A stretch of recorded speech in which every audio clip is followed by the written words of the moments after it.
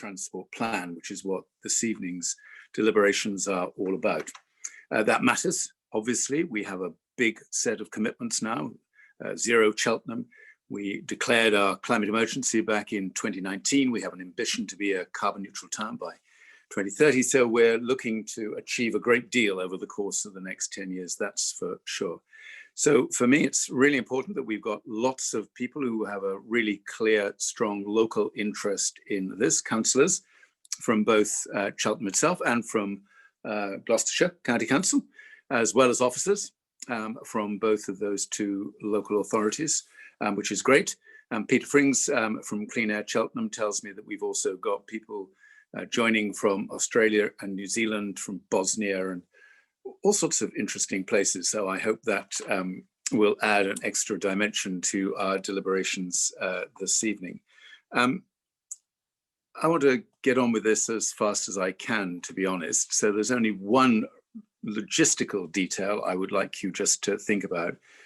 We're going to hear from our two speakers, who I'll introduce in a moment. After that, there will, of course, be time for a proper Q&A.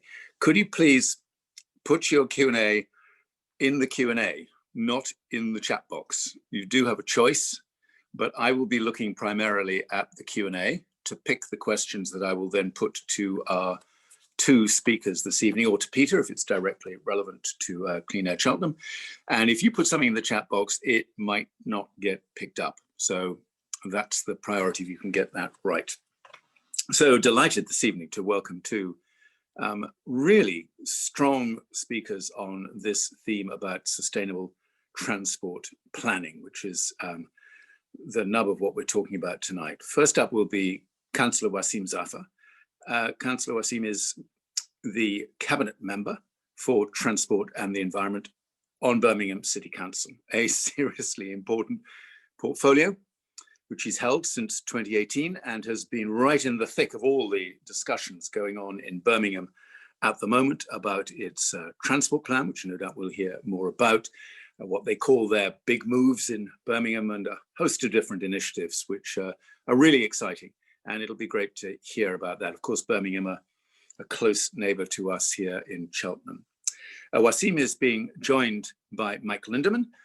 Maik is the head of urban planning in the city of Göttingen, and that is a city that has really been pushing ahead with its own sustainable transport plans over a number of years now.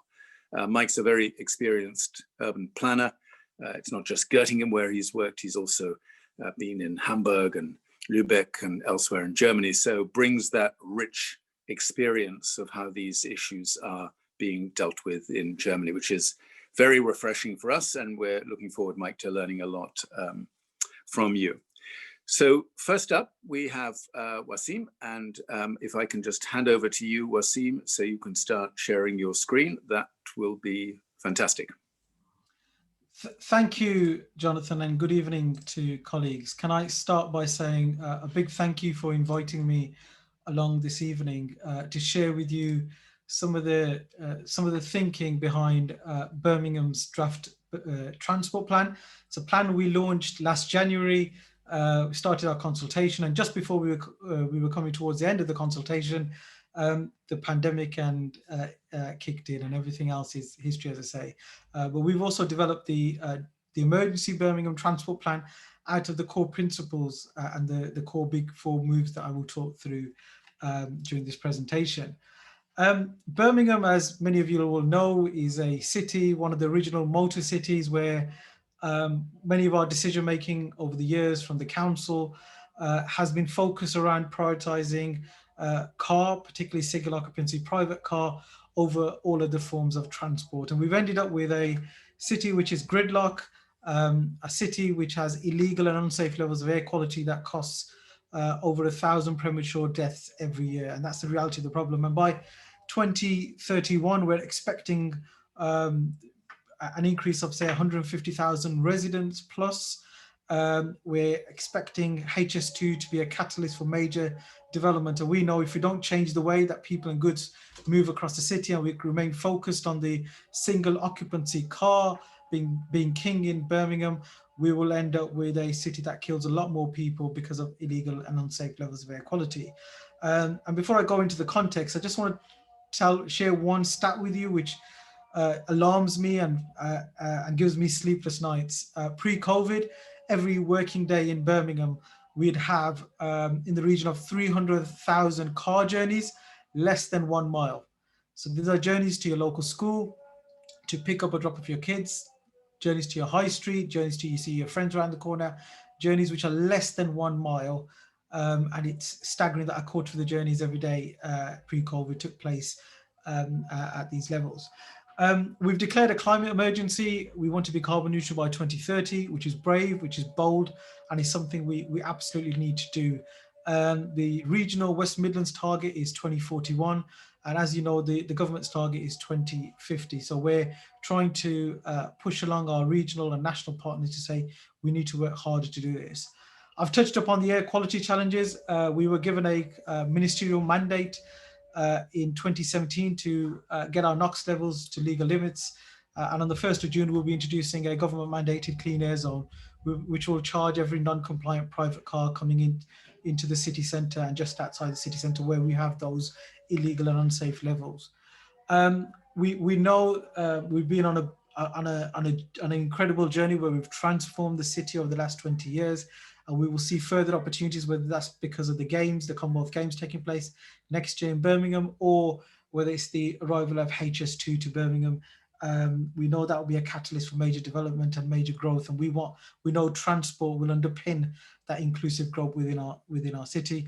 We also know that we have to work with new technologies and use data, particularly open data, in a far more effective way. We've seen some really interesting use of open data and how unproductive the buses are in Birmingham, which get stuck in gridlock traffic. So it's about how we can open up those buses by prioritising public transport, mass transit systems.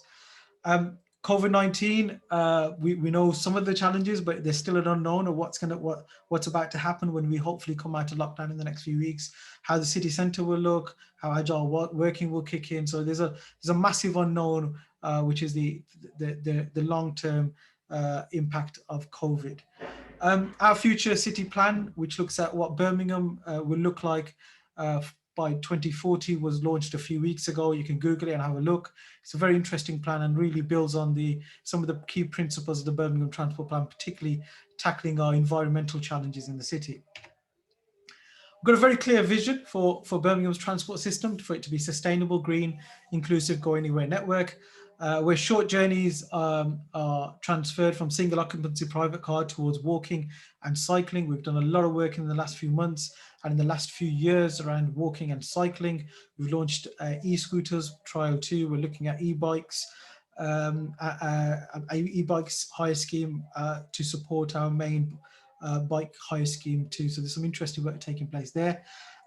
We really need to push for a more reliable bus service and a better quality transport system, which we want public transport to be the key place to go, mode of transport to go for longer journeys through our city.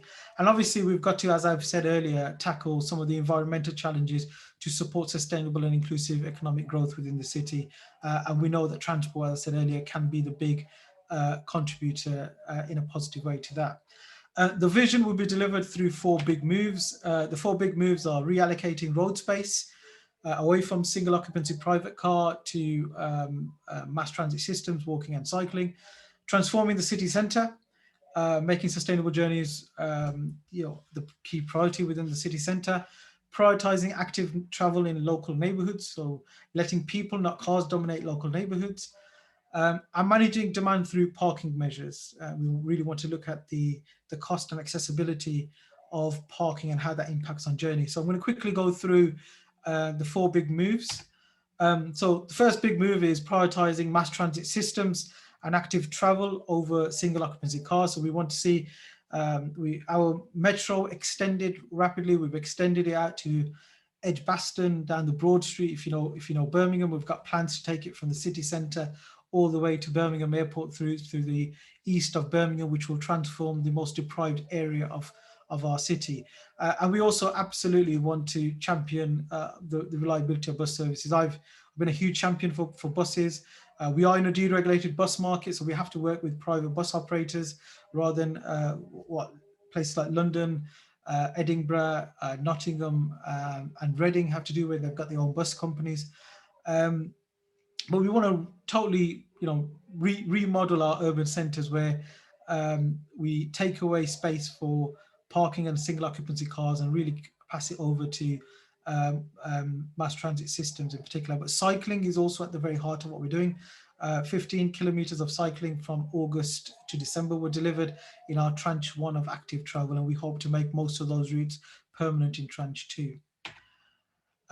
Transforming the city centre, key aim is looking at dividing the city centre up into cells where journeys by car through the city centre are accessible for walking, cycling and public transport, but we restrict car journeys through the city centre. So if you need to get from one area of the city centre to another, you need to go back onto the middle ring road and all the way around. We also want to really open up public open spaces. We've done some pilots, particularly during the lockdown, to really open up space and use parklets within some of the high streets, which will be really well utilised during some of the challenging periods of the lockdown. So this is the clean air zone area, and basically it's a model that we've done some work with Ghent in Belgium, where they've got a smaller similar model, which is a circular system. So if you want to get from zone, I should use the cursor, from zone 1 to 4, you can't drive straight through. You need to go back onto the middle ring road and drive all the way around on the middle ring road to 4, and you can go on access 4. However, if you're walking, if you're cycling, and if you're using buses or the tram, or any of our other sustainable modes of transport, you can go straight through. This is about prioritising sustainable transport. We do have the A38 going straight through the middle of the city centre, and we're looking at how we can work around and explore a better use for that. It's literally a motorway running right through the heart of our city, so it's about how we can try and reutilize this double road. There's been talk of making that a public transport corridor, a tram corridor. There's also nothing's on the table and nothing's off the table as far as this is concerned. So it's one of the key things that we'll be looking at in the near future. The next key big move is prioritizing active travel in neighborhoods. So we've started to look at 20 mile per hour limits. We've launched a number of those projects. We wanted to become England's first default 20 mile per hour city. I wrote to the Secretary of State. The Secretary of State allows Wales to do it. He allows Scotland to do it, but he tells us in Birmingham that he supports the concept of 20 mile per hour, but we can't become a default 20 mile per hour city overnight. We're going to have to roll it out in small tranches, which is obviously difficult in terms of economies of scale and very expensive too. So if we were to become a default city overnight, 90% of our roads, which are residential roads, would become 20 mile per hour. The other roads, the A roads and the B roads, we'd have to put repeater signs on them, and that would be far cheaper than having to put repeater signs on 90% of the roads, the residential roads. We've launched a number of school streets right across the city. I think we're on about 12 at the moment.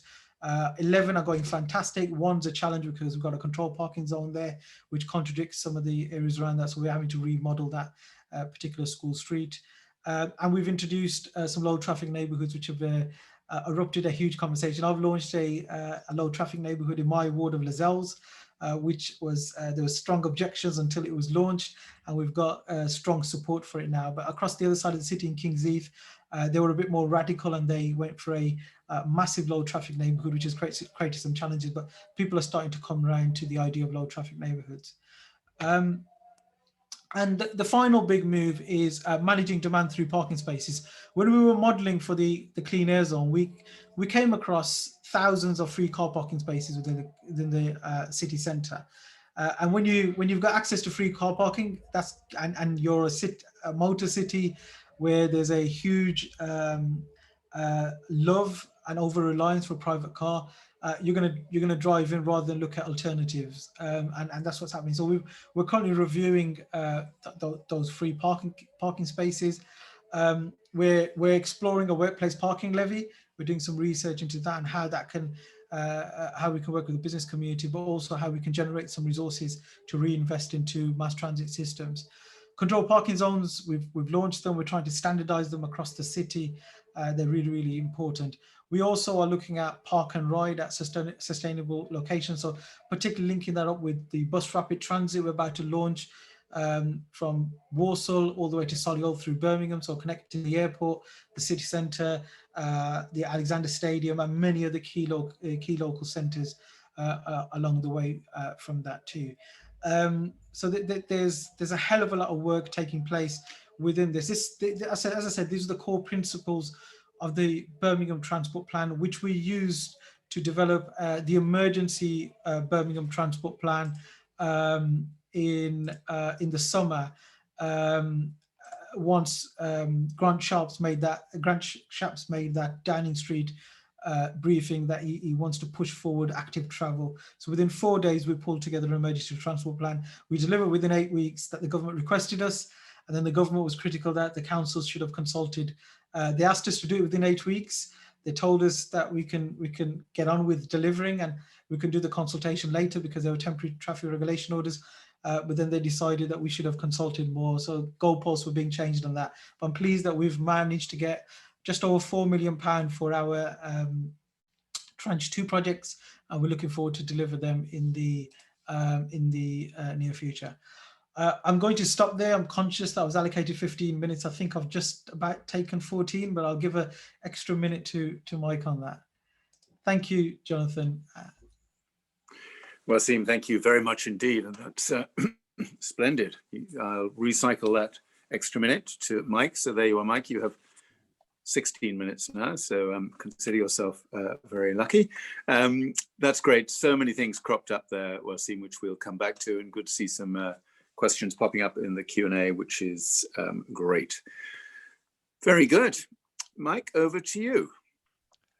Yes, thank you very much. Waseem, thank you very much. It was very impressive. And thank you also for your invitation. I'm very happy to share our experiences here from Göttingen with you. So what I will talk about, I first want to give you a short overview of Göttingen so you can see what kind of city Göttingen is and what kind of people do live in Göttingen, because this is, of course, very important for traffic planning. I then want to show you some concrete projects. We have our transport climate plan. I will tell you something about that. And then I want to show you our infrastructure for bikes in Göttingen. And there especially, I will tell you something about our e-bike express lane, for what is Göttingen is quite famous in Germany for.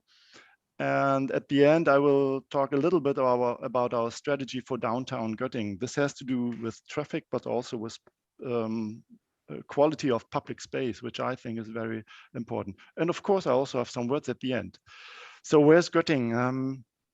On the left side, you see a map of Germany, and the northern yellow state, this is Lower Saxony, and Göttingen is in the southern part of Lower Saxony. It's about, by train, 2.5 hours away from Berlin, from Hamburg, and from Frankfurt. So it's quite well located, sort of in the middle of Germany. Göttingen, the slogan is a city who produces knowledge. So Göttingen is a university town. It's quite a young town. It's a science-oriented city, and it's with a science-oriented economy. So this might show you what kind of people do live in Göttingen. And of course, our city center, it's an old town. It's an ensemble of preservation, which is quite important for us. Okay. So, and this is actually the only thing I know about Cheltenham. I've never been to Cheltenham. This is our Cheltenham Park in Göttingen. So this, I wanted to share those pictures with you. It's very beautiful. So let me start now with our transport climate plan. Our transport climate plan, it's a plan from 2015.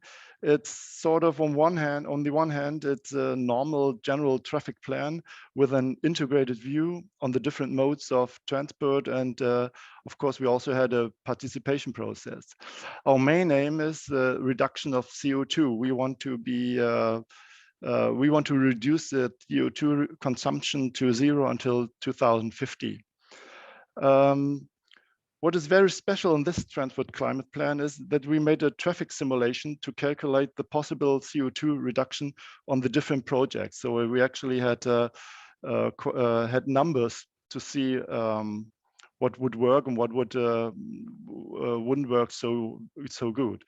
And then we defined many small projects, but also some bigger projects, and I will show you some of them now.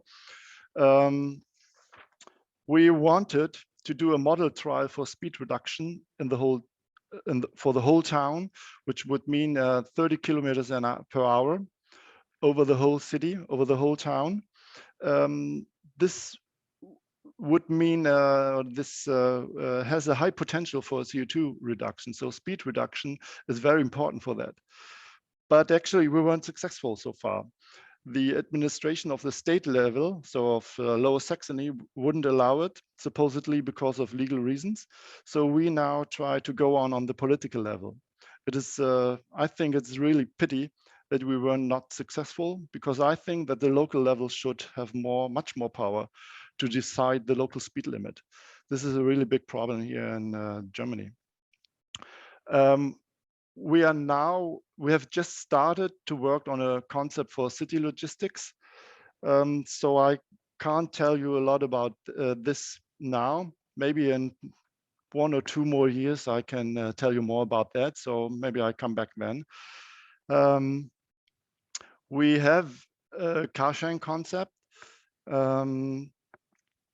where we defined different activities or projects to improve car sharing. For example, the car sharing cars don't have to pay parking fees anymore, so they park for free in the whole city.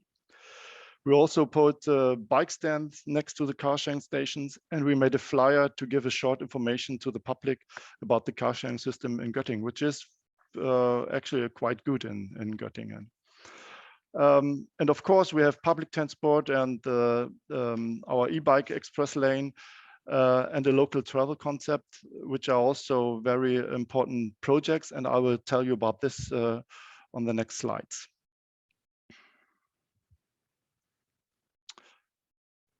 We had a general decision by the city council to change the public transport system to electric buses. The main goal here, again, is to reduce CO2.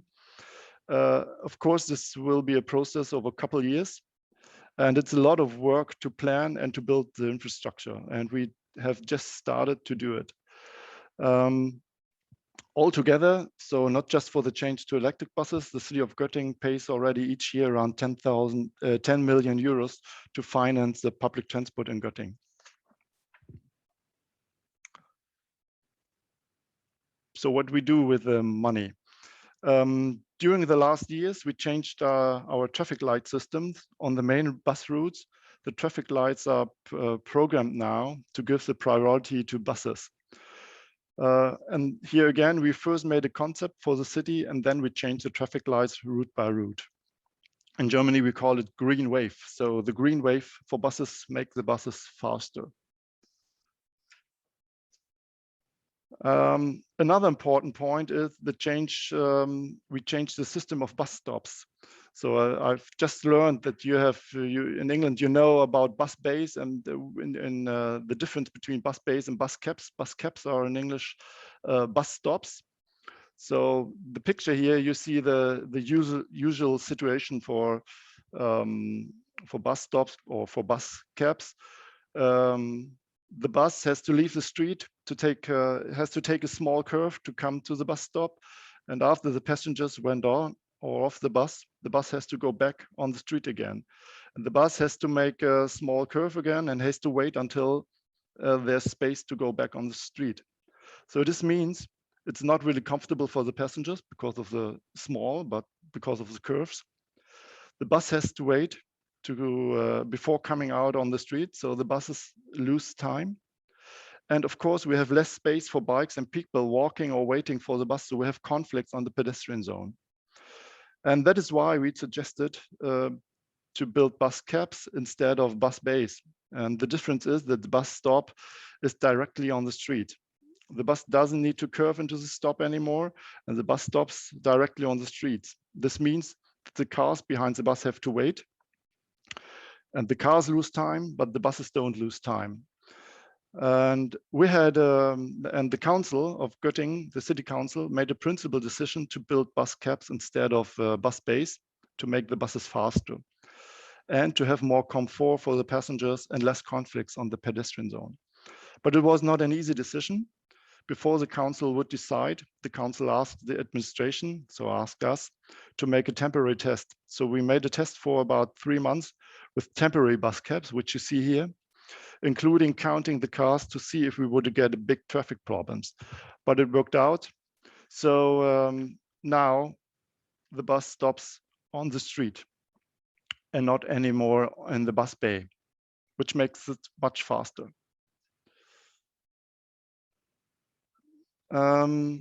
We also worked on on the local travel concept in one district in Göttingen, where around 10,000 households live. We asked, what can we do to improve the situation for pedestrians and for people who take the bikes? This has to do with quality of public space or with how to cross the street safely. We looked where the pupils would go to school.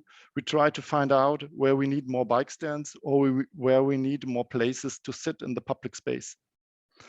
In this concept, we defined many small and some big projects on the district level, and we try to realize them now step by step. We also had a participation process there going on. We had workshops with students from the local school. We walked around the neighborhood with the people, and we informed and invited each household with a flyer. But actually only a few people came to take part at the participation process.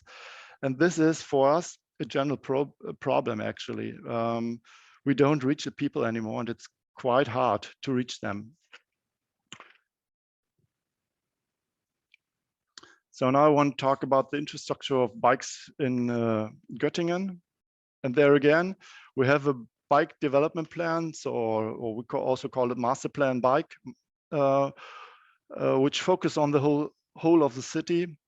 Where in this plan we defined the main routes for the bikes, we defined main projects, and again there also we had a participation process. So I want to show you now some projects. Our biggest project for bike in Göttingen is the e-bike express lane. Everybody in Germany, in Göttingen, recognizes because of the blue lines on the sides you see here on the picture. It is the first e-bike express lane in Germany, and especially the first express lane in the city. As you can imagine, an e-bike express lane in the city is quite harder to plan and realize because of the lack of space.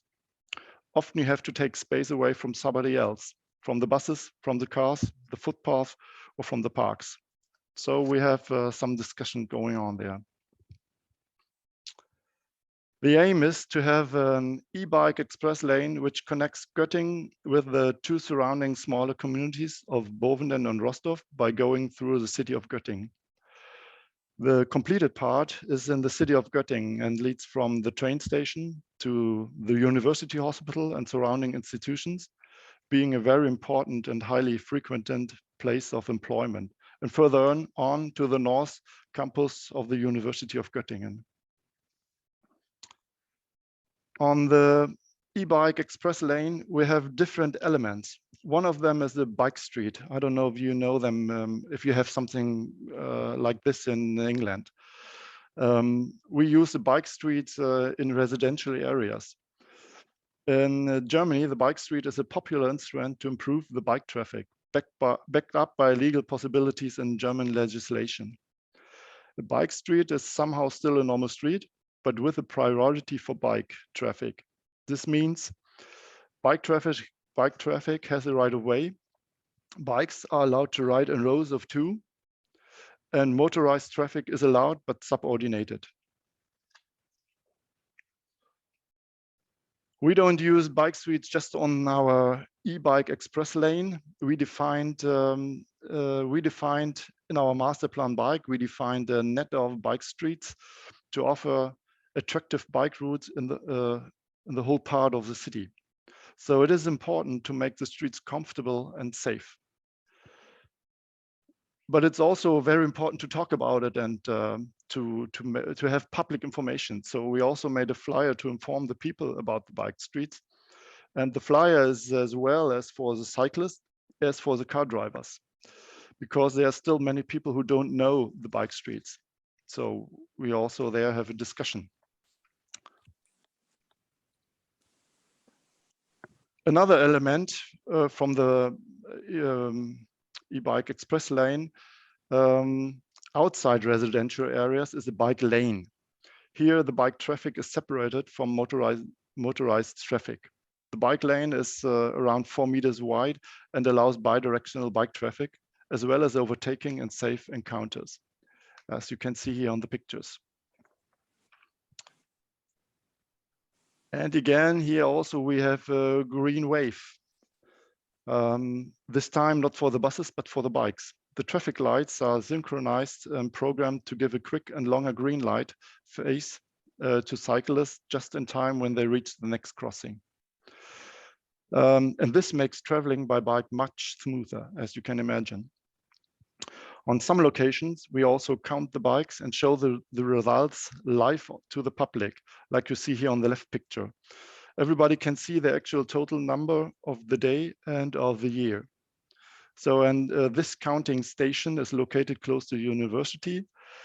To give you some numbers, during university time, we count there about 6,000 bikes a day, and during vacation, we count still about 2,500 bikes a day.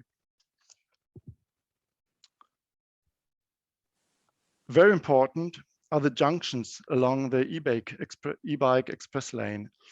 They are important for the bikes in terms of comfort and in terms of safety. On the left side, you see the situation before. The cars had a free right turn, and to have the right of way on the zebra crossing, the cyclist needed to get off the bike and walk, which, as you can see on the picture, nobody did. So this was a quite unsafe and not very comfortable crossing for the bikes. Today, you see the same situation on the right side now on the picture. Today, the right turn is removed, which gives more room to the bike path and the sidewalk. And the signals today allow either car traffic to turn right or car and bikes to go straight ahead. So it's much more comfortable and especially also safer for the bikes. Another big topic is our parking for bikes. This is the situation at the train station in Göttingen. And if you would turn around, you would see the same situation again. So in total, we have around the train station 2,500 parking slots for bikes, including 700 in our parking garage, which you can see on the left side, where we have around 700 parking slots for bikes, and also a bike wash. It was opened in 1997, and it was one of the first parking garages for bikes in Germany. And also, of course, a special situation is the bike parking in our old town, in our city center.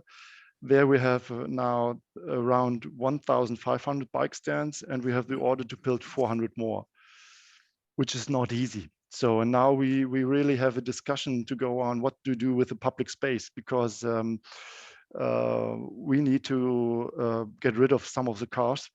If not, it's not possible to get more parking spots for the bikes. And the thing I like very much is that we just started to work with temporary elements, and we want to do it more. On the left side, you see one of our 2 car bike ports in action. And the green is the green of Göttingen, so this is quite nice, I think. The car bike ports change their location from time to time to demonstrate easily that 10 bikes can park where 1 car can park, and to find out if there's a demand for public bike parking. So after a while, when the car bike port leaves this place, for example, and goes to another place, and if there's a demand, then we put permanent bike stands there. And the right picture is not from Göttingen, not yet, I must say, because we also plan to buy parklets to show that you can use the space where cars park also for public relaxing. So I want to go now to tell you a little bit our strategy for our downtown, for a city center of Göttingen. Mike, Mike, you're definitely going to have to accelerate now. I'm sorry. Yes, yes. I'm almost at the end. Yep. The strategy for our downtown gives us a basic principle to plan and design the old town of Göttingen. We focus on a high quality for the public spaces. So those basic principles were also decided by the city council. And here we have the same actually as in Birmingham. You see the red ones are the normal streets, and it's not possible to cross. And in the middle, the yellow and green part streets are the more or less pedestrian zones. I will show you a little bit later. We also have a general concept on the design of the street, depending on the definition of the street. So we have streets with buses, and we have streets without buses, and we have streets with cars, where cars are allowed and where cars are not allowed. And this is with this decision, the design was a decision by the city council, so we don't start to discuss the design on each street again, which I think is very important. And I show you now some pictures, what it looked before and what it looked after. So let me go quick through this. So, and this is a normal street where cars can go in our city center, before and after.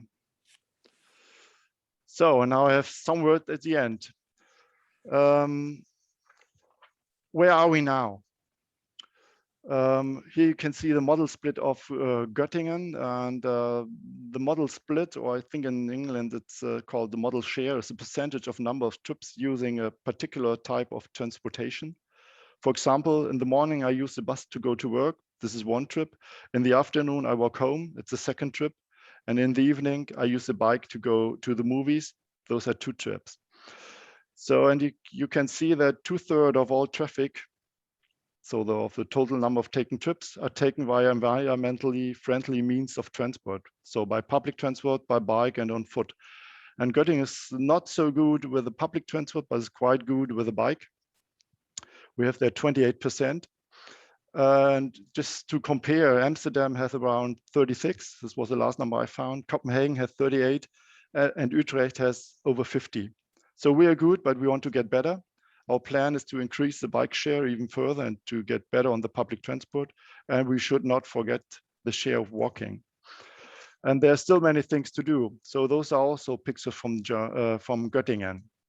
So, and this is Mike, my last slide, Okay. Jonathan. Let me see. So what do we need to create a sustainable urban transport solution? We need a strategy to define the way. We need participation, debate, and of course, political decision to walk the way. We need resources, money and labor to be able to walk fast. We need more freedom on the local level to create local solutions. And we need to try out and learn also from each other. So thank you very much. And we need to keep on going. Thank you. Thank you, Mike. Well, I'm sure any cyclist in Cheltenham will now be feeling very envious of the situation in Göttingen, that's for sure. Waseem, I just wondered whether you had any quick reflection on that in terms of some of the things that have happened in Göttingen. What strikes you about that?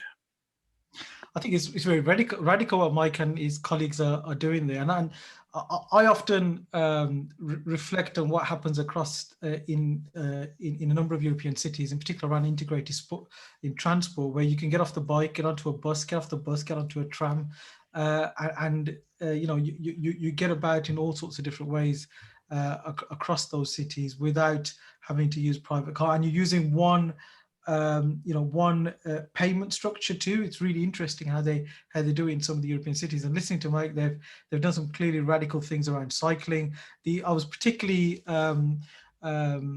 impressed with the electric cycling lane. I think that's really good. We've got a cycling lane that goes right, from one side of the city to the other. and that's really good, but we've not really considered an electric bike cycling lane. I guess that's something we need to explore. But with e-scooters and e-bikes now being something of a reality in Birmingham and across our country, something we need to consider. Thank you, Waseem. Okay, so a couple of themes emerging. The first is on the money side of it. So obviously none of this comes, as it were, for free. We often get pushback in Cheltenham that things are just too expensive for us to cope with, can't afford it, as it were. And we've got a particular problem that we're pretty dependent on parking fees as well. So just a couple of reflections from Maik and Waseem about how you've dealt with the financial side of this, and whether there's anything we can learn from the approaches in Birmingham and in Göttingen. Do you want to go first? Yeah, I can go first. Okay, so this is of course always a big problem. We have some kind of good fundings for bike tracks, for example, and we try always to get those fundings. And our city council gave us, just for the bike infrastructure, 2 million euros each day. We actually have the problem to use all the money because we don't have enough labor, enough people to work on, and we need more engineers here in my department. This is more, actually right now, this is a bigger problem for us. And we have also a discussion going on with the parking fees. And this year we have an election here in Göttingen, so we will wait what will change after the election. But we have the discussion now going on that we have to raise up the parking fees. And also we have a project going on to finance a better public transport by raising up the parking fees. And I think this is important, but we will see what will come out.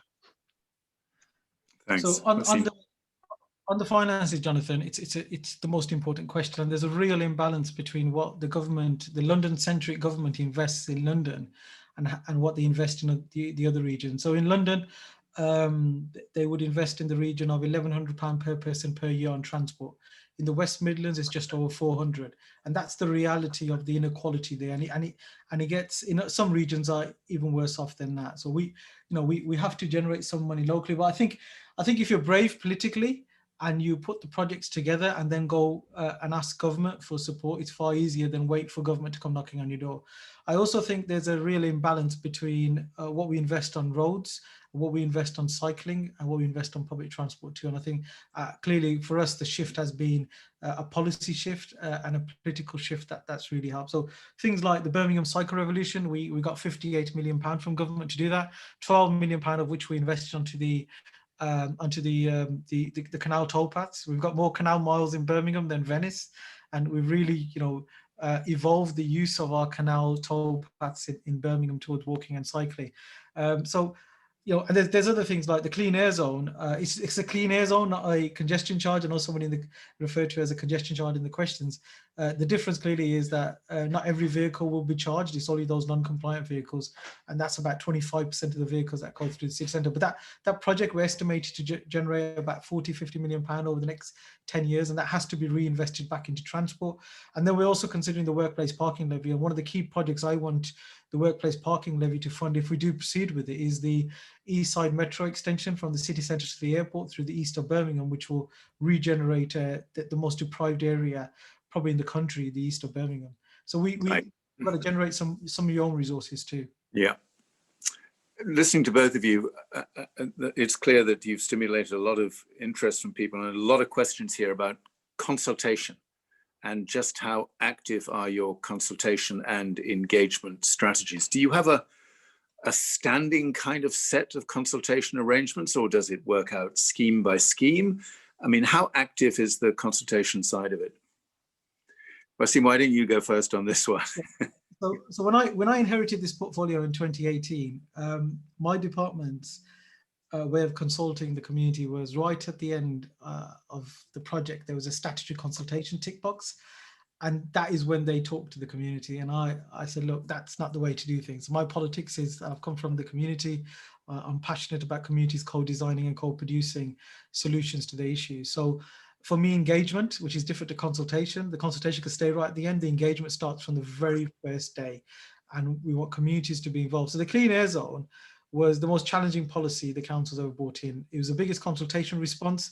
I fronted it. I went on radio shows of what was called all sorts of things. I went to ward forums right across the city. I was called all sorts of things, but I had to face it because it was my policy area. It was the policy area that I'm leading on behalf of my Labour group. I couldn't expect officers to do that, and we got a massive response, largely against the Clean Air Zone. But what we did was we had to do it because we were mandated from government to do it. But we used the consultation to co-design our mitigations and exemptions. So we went to government and said, we'll do this because you want us to do it. But here's what the communities are saying, and we want 40 million quid to support the communities through this. And the Chamber of Commerce worked really, really closely with us too. So for me, you know, the community is not always going to agree with you, but it's really important to have those conversations. You know, go out there at all sorts of different levels. You can have strategic conversations just citywide. You can have street-wide, you know, conversations. You need to go there with local councillors, the local community groups, and really have those conversations. And it could be challenging. It's been incredibly challenging at times, but you have to have those conversations to win people over. Mike? Yes, I would agree. And it's always a big issue, the participation process. And what I mentioned earlier is that for us, sometimes it's hard to get the people, to reach the people so they would come to our events. And often we see only the people who don't like something and say, well, I don't like this. I don't want you to have, I don't want to have a e-bike express lane in front of my house. Take it to the next street or something like this. So this is always a problem. And we don't reach the people who actually want this. And this is not just for traffic planning, it's in general for planning. And this is a really big problem. So sometimes we plan something like I mentioned with the local transport plan concept. We wrote a flyer to 10,000 households, and I think 10 people came who weren't around before. The other people who took part were from the politicians, from the administrations, or whatever. So 10 people. And we asked 10,000 households. So this may be 20,000 people. We asked 20,000 people to come. And later on, we realized one project, and then the people came, well, I don't like this. Why did you put asphalt on this nice walking path here? So because it's better for handicapped people, it's better for the bikes. And the people said, well, we don't want the bikes here. So then, you know, after we have realized that, we had the demonstration, we really had the demonstration. So this is, and I have no answer for this. We always, it's like a try and error each time. That's very pragmatic. Thank you, Mike. There's one question I just feel we ought to touch on quickly, which is relevant to COVID-19. Mohammed Kassir has asked the concern that people have now about use of public transport. And Waseem, you sort of referred to this in your opening presentation, and the story that public transport could be seen as a vector for virus transmission. Is that going to have a lasting impact on plans in either Birmingham or Göttingen? I think it's going to have an impact. And you know, it's been hugely challenging for our buses and trains within our city. But you've got to give a lot of credit to the bus operators, the way they've gone about and evolved their services and made their services as safe as possible. And you know, I think Boris Johnson was right when he said to communities, don't use the bus. But that's not an option for many in Birmingham. That's not an option for many in the country. It's the only way to get about. It's the only way they can go to work. They can't afford to to travel on taxis or have their own cars. It's the only way of doing it. And I think we're going to have to work together to ensure that wherever possible, we support the bus industry. And that's why the Birmingham bus statement in September that we published, there was something like £80 million worth of bus projects we're doing in Birmingham. And we didn't realize that until we put them all into one document. And that for me was a document to reassure the bus industry and those that work in the bus industry that, you know, you're absolutely vital for us. So I think moving forward, they have to evolve, and the capacity on buses is probably, and trains is probably not going to be what it was. You know, so you think about some of the pictures pre-COVID of people standing and sitting in all sorts of places on trains. And I know we've had a big problem in the Birmingham Euston line has been very, very difficult. But we're going to have to, and the bus work with the bus industry and the public transport to support them. Mike, any thoughts on this one? Well, I think it has to do with communication, and it might change the technique, the infrastructure in the bus, but I don't think it changes in terms of traffic planning, in terms of route planning for the bus. Yeah. So just moving on to the degree to which there's a sort of critical mass, isn't there? And listening to Mike and the way in which it built up and the length of time that it's taken to build some of those biking facilities, for instance, 2,500 bike slots at the station and stuff like that. What was the point? Was there one moment where you suddenly felt that there was critical mass in Göttingen? 130,000 had bought into the idea that this was the obvious way to go? Because when I'm thinking about it from a Cheltenham perspective, we don't really have what I would call critical mass yet. So I'm wondering what the trick is. How do we move from where we are now in a town like Cheltenham to that critical mass where, okay, there's still going to be some difficulties along the way, of course, and controversies and all the rest of it. But to a certain extent, the direction of travel is clear, if I can call it that. Mike, do you want to start on this? Then I'll come to you, Waseem. This is a hard question. I actually don't know, because they've started before I was here. But in the beginning, I showed you what kind of people do live here in Göttingen. So we have scientists. We have Göttingen always has been quite of a green city in terms of politics, right? And this doesn't just mean I don't talk just about the Green Party. Also, the other parties, the conservative parties, are quite green here, I would say. So this is, of course, it was quite easy to do it, But I'm sorry, I can't answer this really quite well. Waseem, you must dream of critical mass day after day. Yeah, so we were starting from 2%, and our target was 5% of journeys in Birmingham to be by bike by 23. But I think for me, the big change was during the first lockdown. I spent a lot of time exploring the canal towpaths in Birmingham, and I couldn't believe how busy they were, particularly with cyclists and people from all communities. Cycling has been a white middle class thing historically, but I saw that really change during the pandemic. We saw, and there's been a lot of work with community cycling hubs and Active Wellbeing Society in Birmingham doing a lot of work, but there's a lot of different communities now accessing bikes and cycling, which is really important, because we have to reverse the health inequalities in our city, and cycling is one of the best ways to do that.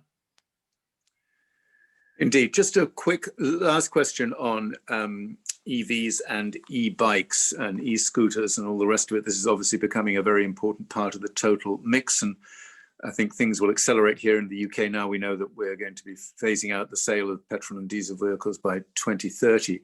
Are you having to rethink some of your basic planning considerations around the whole E category of transport now, as you can see this beginning to take off? Yeah, if that's to me, yeah, absolutely. It's a very important aspect of our work around the projects around climate change. Where we'll have 400 rapid EV chargers in Birmingham by December 22 and 9,000 chargers overall by 2030. I think one of the key things for us and the key challenge around EV is those that live in terrace housing. 1/3 of our residents live in terrace housing. How do we get them? How do we get EV charging to them? Because it's the future. But let me just also be slightly controversial. We don't see EV as the alternative to private car in Birmingham. Some people think, and then I've had many rows with my own MP around this, who thinks just taking diesel and petrol engines off our streets and replacing the EV is the answer. It's not. Birmingham will still be gridlocked if you replaced every single vehicle with an electric vehicle. That's not the answer. The answer is mass transit systems, walking, is cycling, and for those who can't walk and cycle, and we want to reduce the over-reliance, but that doesn't mean there's no space for car. There will always be a space for car, and that's where we want to support EV too. But we're trying out things like, so the new the 1,500 homes that units we're building next to where the Perry Bar Commonwealth Games will be taking place next year. There's very limited car parking space there, but we've made sure that there's enough mechanisms in place and planning put in place for EV charging there. So where we do build these new homes in future, new neighborhoods, we want to ensure that they are future-proof for EV. Great. Mike? Yes.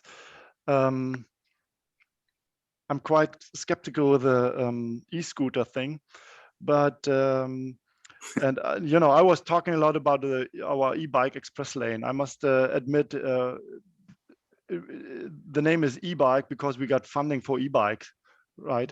Actually, it's a bike express lane. It's not just an e-bike express lane. Right. So, but I think e-bikes really can do a shift. They're really important. And in Göttingen, for example, we have areas where people live in the hills, so nobody would take a bike there before, right? Now this changes, and we have and Göttingen is a quite rural area. Göttingen, of course, itself not, but the countryside is quite rural, and this is also, I think, a big chance to change to e-bikes. So this might change the model split again, hopefully for the region. And so this means that we need much better bike path also into the region. Thanks. Well, thank you very much, both Mike and Waseem. Peter, you will have been listening to all of this with a great deal of interest in terms of Cheltenham Zero and the Sustainable Transport Plan for Cheltenham. You've got just a minute or so for any quick reflections before I wind up proceedings for this evening. Sorry to have cut you a bit short, Peter. No, I think it's been very inspiring, and there's a lot of questions that people have raised that we haven't got to, but it demonstrates that a lot of the solutions that will tackle both clean air and also sustainable transport are kind of the one and the same. And I think the key challenge for us, and Michael Farmer's raised it in the question here, is getting our county council and our city council to collaborate and really work together in a way that they haven't. And at Clean Air Cheltenham, that's one of our, I suppose, our key objective is to move that process forward and get all the stakeholders talking about a sustainable transport forum in which we build on all the great ideas that are being developed in towns and cities around the world. We know it's possible, we just need to get started. Peter, thank you. What an excellent note to end on, and a very practical idea to ensure greater collaboration between the County Council and our Borough Council here in Cheltenham, and to create a forum in order to do that. So I want to thank you and all your colleagues in Clean Air Cheltenham. And just to remind everybody on this call that this is a voluntary organisation. It obviously costs money to put on events of this kind and to keep actively involved in all of these discussions. So if anybody is able to contribute financially to the work of Clean Air Cheltenham, that will be enormously well received, and I hope that's possible for some people. So thank you very much, everybody who's been on the call. I found it absolutely fascinating and very inspirational. There's such a lot of new thinking going on here and so many brilliant ideas flying around, which is just wonderful. But particular thanks to Waseem and to Mike for doing the real heavy lifting with your two presentations. It was absolutely a fantastic foundation for us to build on. And thanks to all the participants for such active participation in the event. That's it. You probably know with these Zoom events that once Peter presses the button, everything disappears. But my thanks to all of you, and I hope you all have a very good rest of this evening. Thank you.